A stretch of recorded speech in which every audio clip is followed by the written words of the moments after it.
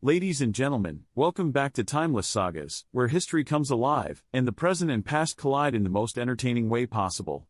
Today, we will embark on a journey through time to discover the origins of the world's most popular sport, football, or as our friends across the pond call it, soccer. So, buckle up and get ready for a thrilling ride into the annals of sports history, where we'll find intrigue, controversy, and perhaps even a bit of comedy. Now, before we kick off, let's address a common misconception. Some might think that football's origins date back to the 19th century in England. Well, my friends, that's only partially true, but more on that later.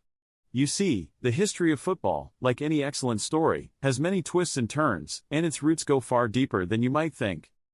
To truly understand the origins of football, we must first venture back over 2,000 years to ancient civilizations like China, Greece, and Rome. For instance, in China, there was a game called Cuju, which involved players kicking a leather ball through a small hole in a piece of cloth, all while avoiding the use of their hands. Sounds familiar, doesn't it?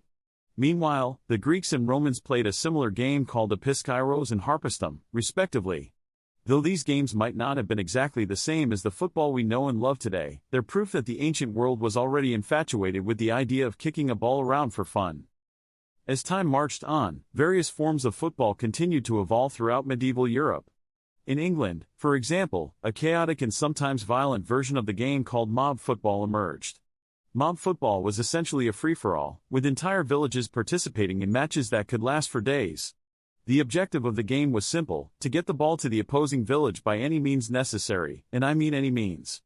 With few rules in place, these matches often turned into brutal brawls, which led to the sport being banned by several monarchs, including King Edward II and King Henry IV.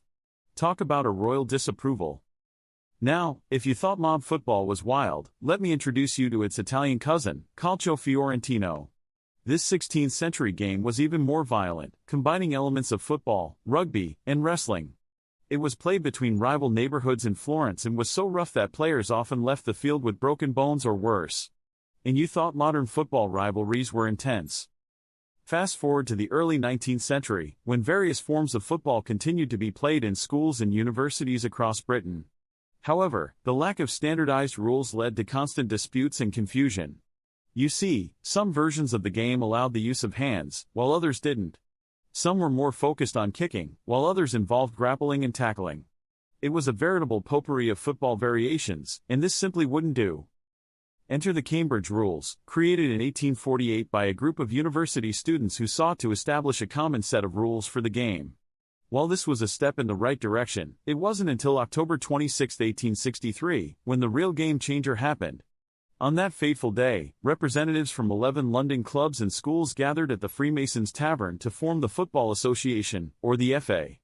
This marked the birth of modern football as we know it. The FA quickly set about establishing a standardized set of rules, which would come to be known as the laws of the game. The first version of these rules, published in December 1863, was heavily influenced by the Cambridge Rules, but with some crucial differences. For instance, the FA's rules prohibited the use of hands, which led to a schism between those who favored a more rugby-style game and those who wanted to focus on kicking.